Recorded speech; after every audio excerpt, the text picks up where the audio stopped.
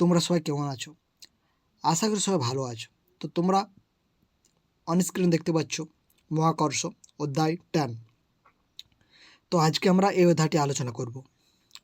তো তোমরা দেখতে পাচ্ছ মহাকর্ষ এই যে অধ্যায়, এটা খুবই গুরুত্বপূর্ণ কিন্তু আমাদের আপকামিং রেলের যে কোনো এক্সামের জন্য। কারণ তোমরা সকলে জানো এনসিইআরটির বই থেকে অনেক প্রশ্ন দিয়ে থাকে, বলতে পারো সমস্ত প্রশ্ন এনসিইআরটির বই থেকেই হয়ে থাকে রেলের এক্সামে। তো তাই আমরা আজকে যে টপিক সেটা খুবই গুরুত্বপূর্ণ এবং এই চ্যাপ্টারটা থেকেও কিন্তু অনেক প্রশ্ন দেয় এবং অনেক ম্যাথামেটিক্যাল যে ক্যালকুলেশন সেগুলো দিয়ে থাকে। তো চলো আমরা সেই সমস্ত কিছু আলোচনা করব তো এই ভিডিওটাতে। তো দেখো তোমরা দেখতে পাচ্ছ এখানে বৃত্তাকার পথে স্থিরমানের বেগ নিয়ে আবর্তনরত একটি পাথরের টুকরো, অর্থাৎ তোমরা দেখতে পাচ্ছ একজন লোক সে কি করছে, একটা দড়ি দিয়ে একটা পাথরকে সে বেঁধেছে এবং সেটাকে ঘোরাচ্ছে। এবং তোমরা দেখতে পাচ্ছ এইটা কি হচ্ছে, ঘুরাচ্ছে কিন্তু সুতোটা ছেড়ে দেওয়ার আগে পর্যন্ত পাথরটি একটি নির্দিষ্ট দূরত্ব নিয়ে বৃত্তাকার পথে ঘোরে, বুঝতে পারছি। এবং এই পাথরের প্রত্যেক বিন্দুতে গতির অভিমুখের পরিবর্তন হয়ে থাকে। প্রত্যেকটা বিন্দুতে তোমরা দেখতে পাচ্ছ পয়েন্ট করে বিন্দুগুলো দেওয়া আছে এবং প্রত্যেকটা বিন্দুতে কি হচ্ছে, গতির অভিমুখের কি হচ্ছে, পরিবর্তন হচ্ছে। গতির অভিমুখের এই পরিবর্তন গতিবেগের পরিবর্তন তথা ত্বরণের সৃষ্টি হয়। তাহলে এই যে অভিমুখটা যে পরিবর্তন করছে, এই পরিবর্তনটা করার সঙ্গে সঙ্গে কিন্তু কী হচ্ছে, ত্বরণের সৃষ্টি হয়ে যাচ্ছে। যে বলের কারণে ওই ত্বরণের সৃষ্টি হয় এবং যা বস্তুটাকে বৃত্তাকার পথে ঘোরায়, এই বলের অভিমুখ সবসময় বৃত্তাকার পথের কেন্দ্রের দিকে হয়ে থাকে। অর্থাৎ এই যে এই যে ঘোরাচ্ছে, এটা কি হচ্ছে, একটা বলের সৃষ্টি হচ্ছে। এই বলের কারণে ত্বরণের সৃষ্টি হচ্ছে এবং যা বস্তুটিকে বৃত্তাকার পথে ঘোরায়, এই বলের অভিমুখ সবসময় বৃত্তাকার পথের কেন্দ্রের দিকে হয়ে থাকে। তাহলে অভিমুখটা কোন দিকে হয়ে থাকবে, অবশ্যই বৃত্তের কেন্দ্রের দিকে হয়ে থাকে। তখন এই বলকে আমরা কি বলবো, অভিকেন্দ্র বল বলে থাকি। তোমরা এখানে দেখতে পাচ্ছ, তাহলে অভিকেন্দ্র বল বা কেন্দ্রমুখী বলটা কি জিনিস আশা করি আপনারা বুঝতে পেরে গেছো। তো এটা হচ্ছে ব্যাপার। এবার চলো দেখো, আমরা কিন্তু সমস্ত কিছু আপনাদের সামনে বলছি না, যে যে টপিকগুলো ইম্পর্টেন্ট সেগুলো আপনাদের সাথে তুলে ধরছি, যাতে আপনাদের সময়টাও মানে কি হয়, বেশি নষ্ট না হয়। তার জন্যে দেখো, অভিকেন্দ্র বলের জন্য কী হয়, চাঁদ চাঁদ কী করছে, পৃথিবীর চারদিকে ঘুরছে এই অভিকেন্দ্র বলের জন্য। এবার তোমরা বলবে তাহলে এই চাঁদটা পৃথিবীতে এসে পড়ছে কই? তো বন্ধুরা, এটা আমরা এই চ্যাপ্টারটিতে জেনে যাব কেন পড়ছে না। তো অবশ্যই ভিডিওটা শেষ পর্যন্ত দেখবে এবং আমাদের সঙ্গে থাকো। তো দেখো কেন পড়ছে না, এটা আমার জন্য। এই বিশ্বব্রহ্মাণ্ডের সমস্ত বস্তুর পরস্পরকে আকর্ষণ করে। বস্তুগুলির মধ্যে ক্রিয়াশীল এই পরস্পর আকর্ষণ বলকে মহাকর্ষ বলো। অর্থাৎ যে বল দ্বারা পরস্পর আকর্ষণ করছে, এই আকর্ষণ বলকে আমরা তখন কী করছি, মহাকর্ষ বলি। বুঝতে পেরেছ? এবার তোমরা দেখতে পাচ্ছ এখানে তোমাদের আলোচনা করা হয়েছে। দেখো, আমাদের সৌরজগতের গ্রহগুলি সূর্যের চারদিকে ঘোরে। এই যুক্তিতে আমরা বলতে পারি যে সূর্য গ্রহগুলির মধ্যে যে বল ক্রিয়াশীল আছে, উপরোক্ত ঘটনাগুলি থেকে নিউটন এই সিদ্ধান্ত নিতে হয়েছে যে শুধুমাত্র পৃথিবীর আপেল চাঁদকে আকর্ষণ করে না, বিশ্বব্রহ্মাণ্ডের সমস্ত বস্তু পরস্পরকে কী করছে, আকর্ষণ করে। তাহলে এই বস্তুগুলির মধ্যে ক্রিয়াশীল এবং পারস্পরিক আকর্ষণ বলকে আমরা কি বলছি, মহাকর্ষ বল বলে থাকি। এবার আমাদের এই সর্বজনীন মহাকর্ষ সূত্র, ইউনিভার্সাল ল অফ গ্র্যাভিটেশনাল। তো দেখো কি আছে, এই মহাবিশ্বের প্রতিটি বস্তু অন্য সব বস্তু আকর্ষণ করে। একটু আগে আমরা জেনেছি এই আকর্ষণ বল বস্তুটির ভরের গুণফলের কী হয়ে থাকে, সমানুপাতিক হয়ে থাকে। অর্থাৎ এই যে সর্বজনীন মহাকর্ষ সূত্রটা আমরা বলছি কিন্তু এখানে ইউনিভার্সাল ল অফ গ্র্যাভিটেশন। তো এই সূত্রটা কি বলছে, যে মহাবিশ্বের প্রতিটি বস্তু অন্য সব বস্তুকে আকর্ষণ করবে এবং ওই আকর্ষণ বল বস্তু দুটির ভরের গুণফলের কী হবে, সমানুপাতিক হবে এবং তাদের যে বর্গের অর্থাৎ দূরত্বটা তাদের বর্গের কী হবে, সমানুপাতিক হবে। এই বল বস্তু দুটির কেন্দ্র সংযোগ সরলরেখা বরাবর ক্রিয়া করে। তোমরা দেখতে পাচ্ছ অন স্ক্রিনে এই ছবিটা। দেখো এম ওয়ান এই এম1 এম2 দুটি বল পরস্পর দূরত্ব রয়েছে এবং এই দূরত্বটা যদি ডি ধরি, তাহলে সেটা কী হবে, বলের সাথে ডিটা ব্যস্ত সম্পর্কিত হবে, ডি স্কোয়ার হয়ে যাবে নিচে, বুঝতে পারছো।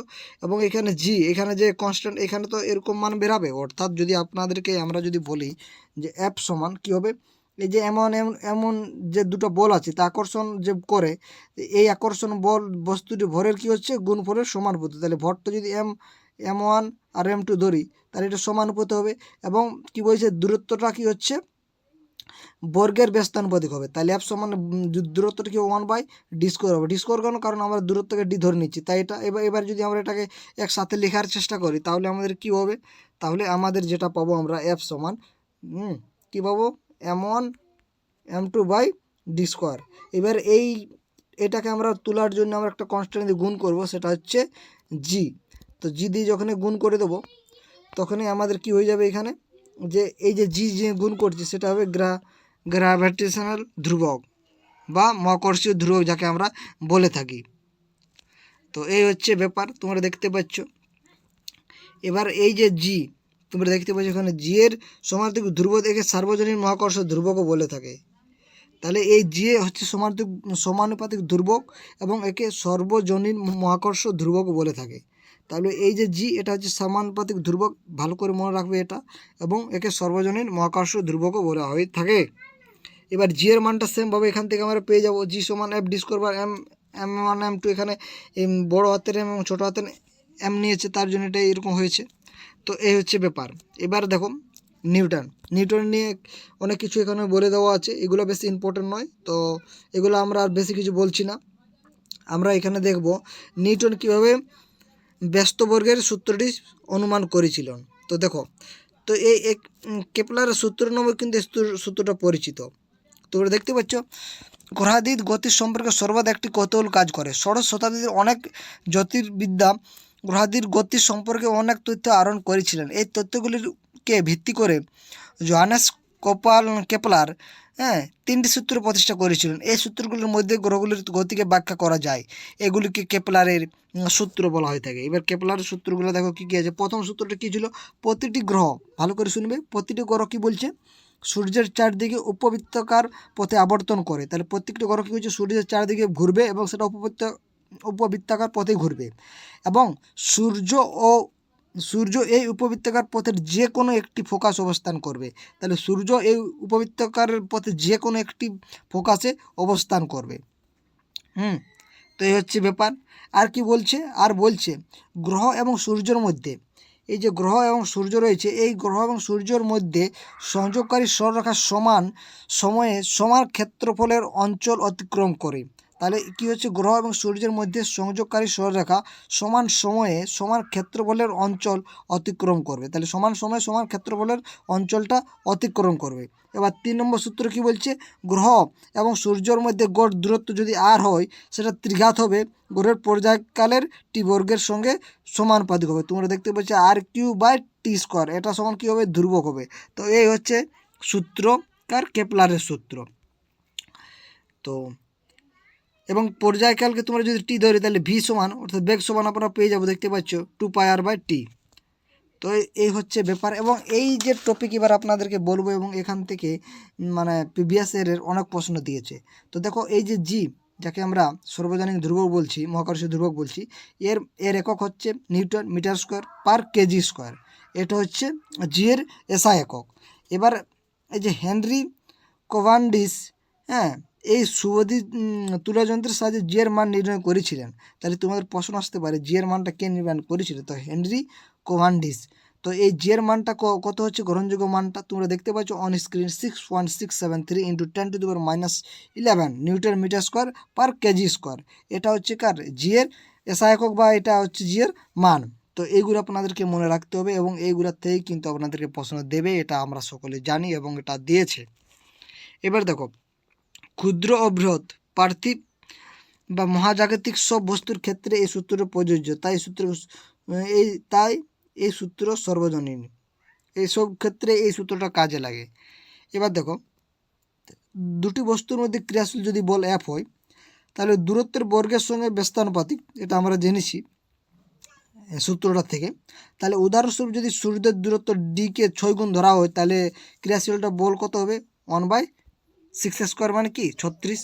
তো এই হচ্ছে ব্যাপার। এবার তোমরা দেখতে পাচ্ছ অন স্ক্রিনে একটা ম্যাথ রয়েছে, চলো ম্যাথটাও আপনাদেরকে একটু বুঝিয়ে দিই। কেমন, তো দেখো তাহলে এই ম্যাথটা আমরা দেখব কী আছে। পৃথিবীর ভর দেওয়া আছে 6 × 10⁻24 কেজি এবং চাঁদের ভরটা দেওয়া আছে 7.4 × 10⁻22 কেজি।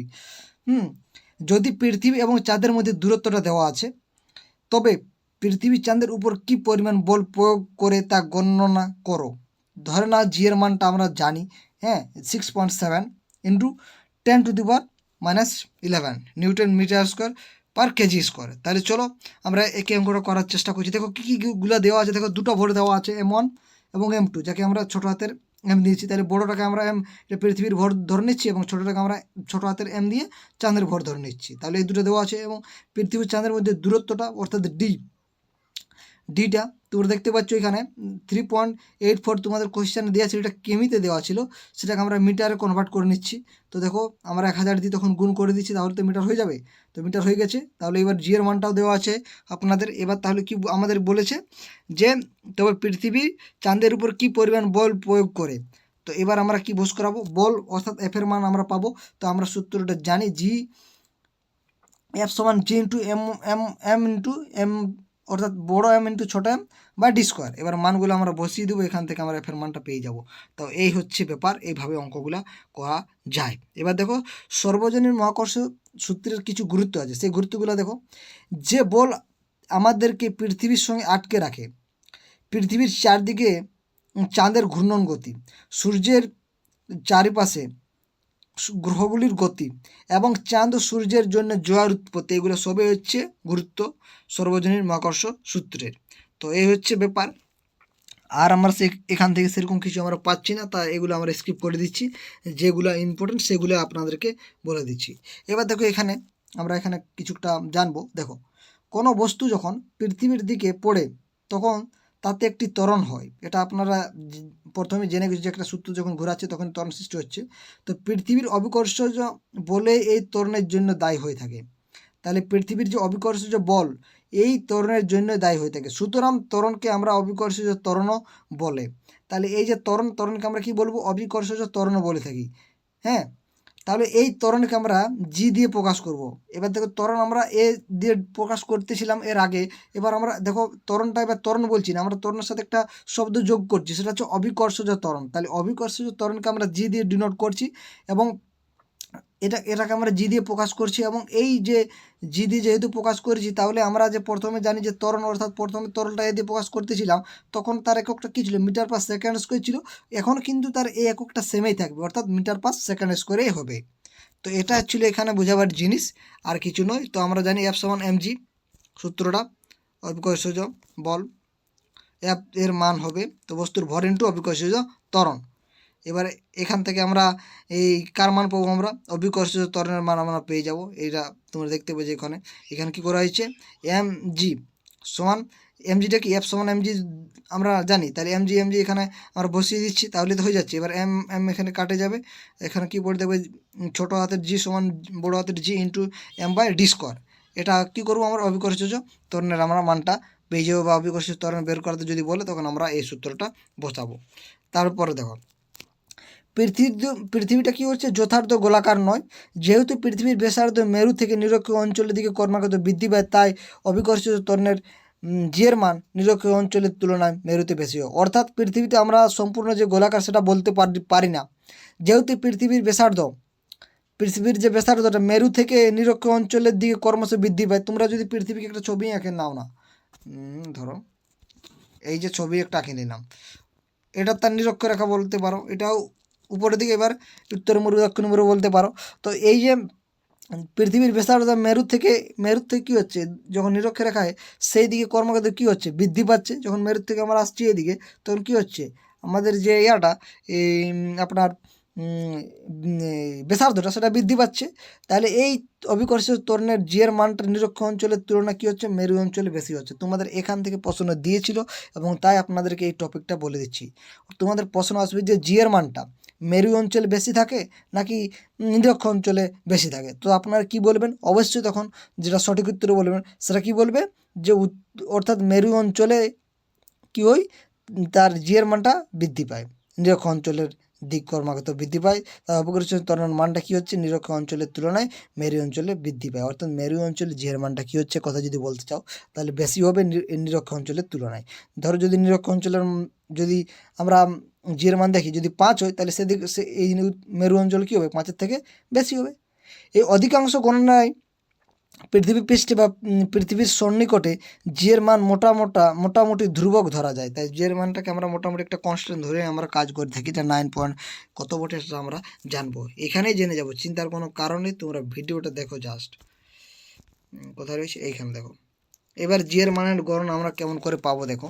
আমরা জানি মেন সূত্র আমাদের এটা, এর অবিকর্ষিত ত্বরণের মানের এখানে আমরা বসাবো, তখন আমরা পেয়ে যাই 9.8 মিটার পার সেকেন্ড স্কোয়ার। তো এটা আপনাদেরকে মনে রাখতে হবে, 9.8 মিটার পার সেকেন্ড স্কোয়ার। এবার যদি আপনাদের প্রশ্নে দেওয়া থাকে যে এই অঙ্কটাতে জি এর মান 10 মিটার পার সেকেন্ড স্কোয়ার ধরে করে, তাহলে তোমরা সেটাভাবেই করবে, এতে আপনাদের কোনো অসুবিধার কোনো অসুবিধা নেই। তো এই হচ্ছে ব্যাপার। আশা করি কোনো অসুবিধা নেই। এবার আমরা জানবো কি জানবো, এবার আমরা দেখো, এই যে পাস্কেল তোমরা নাম শুনেছো, এটা কিসের একক বলো তো? এখন পড়ানো এটা, কিন্তু আপনারা যদি জানো তো বলো কিসের একক। তো যদি তোমরা জানো তো বলো। চাপের একক, ঠিক বলেছো। তো দেখো ওইটা কাজে লাগবে পরবর্তী ক্ষেত্রে। তো এখানে আমরা একটা কিছু জানবো, সেটা দেখো কি জানবো। গ্যালিলিও কি করেছিল জানো, ইতালিতে অবস্থিত পিসা, অর্থাৎ সেইখানে সেই হেলানোর স্তম্ভের উপর থেকে ছেড়ে দিয়েছিল। কি ছেড়ে দিয়েছিল? একটা বস্তুকে। হ্যাঁ, এটা মনে রাখার দরকার থাকলে রাখবেন, না থাকলে রাখার দরকার, এটা সেরকম কিছু নয়। এবারে দেখো, আমাদের যে সূত্র 3টা তোমরাকে বলে দিয়েছি তোমাদেরকে, আমাদের চ্যানেলে যদি তোমরা থাকো তো, হ্যাঁ, নিয়মিত যদি আমাদের চ্যানেলের ভিডিও দেখো, এই যে 3টা সূত্র, এই 3টা সূত্র থেকে তোমাদের এক্সামে ভুরি প্রশ্ন দিয়ে থাকে। তো সেগুলো অবশ্যই আপনাদেরকে দেখতে হবে, জানতে হবে এবং করতে হবে। তো দেখতেই পাচ্ছ এখানে ইউটা হচ্ছে প্রাথমিক বেগ এবং ভি হচ্ছে অন্তিম বেগ এবং এস হচ্ছে কি, এস হলো টি সময় অতিক্রান্ত দূরত্ব, অর্থাৎ অতিক্রান্ত দূরত্ব হচ্ছে এস। এবার আমাদের এই যে ত্বরণের মানটা আবার কখন ধনাত্মক নিতে হবে, আবার কখন ঋণাত্মক নিতে হবে। কখন ধনাত্মক নেব, তো দেখো এই সমীকরণ প্রয়োগ করার সময় আমরা ত্বরণের ধনাত্মক ধরব যখন এর অভিমুখ গতির অভিমুখে হয়, অর্থাৎ গতির অভিমুখে যখন হবে তখনই আমরা ধনাত্মক নেব। এবার ত্বরণ যখন ঋণাত্মক ধরবো যখন বস্তুর গতিকে বাধা দেবে, বাধা যখন দেবে বস্তুর গতিকে, তখনই আমরা ঋণাত্মক ধরবো। তোমরা অঙ্কগুলো করো, তাহলে বুঝতে পারবে। দেখো একটা অঙ্ক দেওয়া আছে, একটি গাড়ি পাহাড়ের ধার ঘেঁষে 0.5 সেকেন্ডে নিচে পড়ছো, তাহলে জি এর মান এখানে দেখো এটা ধরতে বলে দেওয়া আছে। জি এর মানটা আমাদের 9.8 মিটার পার সেকেন্ড স্কোয়ার, এটা আমরা জানি, কিন্তু এখানে বলে দিয়েছি যেহেতু জি এর মান 10 মিটার পার সেকেন্ড স্কোয়ার, তাহলে আমরা এটা নিয়ে করবো। এখানে দেখো টি সমান দেওয়া আছে হাফ সেকেন্ড, হ্যাঁ, এটা 0.5 সেকেন্ড মানে হাফ সেকেন্ড। প্রাথমিক বেগ আছে 0, কারণ এখানে কিছু বেগের কিছু বলা হয়নি। প্রথমে অবিকর্ষিত ত্বরণের মান দেওয়া আছে জি, তাহলে গাড়িটিতে নিচের দিকে ত্বরণ কত হচ্ছে, দেখো নিচের দিকে নামছে, তখন কি হচ্ছে, +10 হবে। কেন 10 হবে? তার গতির কি হচ্ছে, অভিমুখী হচ্ছে, তাই 10 হচ্ছে। এবার যদি বিপরীত দিকে যাচ্ছিল তাহলে মাইনাস নিতে হতো। তো এই হচ্ছে ব্যাপার। এখানে অঙ্কগুলি বসিয়ে দাও, ভি সমান এটি, হ্যাঁ, এখানে আপনারা পেয়ে যাবেন। অর্থাৎ ভি সমান এই সূত্রটা বসিয়ে এখানে কাজ করেছে, ভি সমান ইউ প্লাস এটি। তো ইউর মান এখানে 0, তাহলে ইউটা না বসালেও হবে, তাই আমরা ভি সমান এটি পেয়েছি। এবার মানগুলো বসিয়ে দিয়েছি। এবার গড় দূরত্ব আমরা জানি, অতিক্রান্ত দূরত্ব বাই 2 হবে। এখানে এরকম অতিক্রান্ত দূরত্ব এর সমান হাফ এটি স্কোয়ার হবে, এখানে বস করে দিয়েছি, এরকমভাবে মান পাওয়া যায়। তো যাই হোক, এই অঙ্কগুলো পরের ভিডিওতে আমরা আলোচনা করে দিচ্ছি। তো আজকে এখানে শেষ করছি ভিডিওটা। তো ভিডিওটা শেষ পর্যন্ত দেখার জন্য অসংখ্য ধন্যবাদ।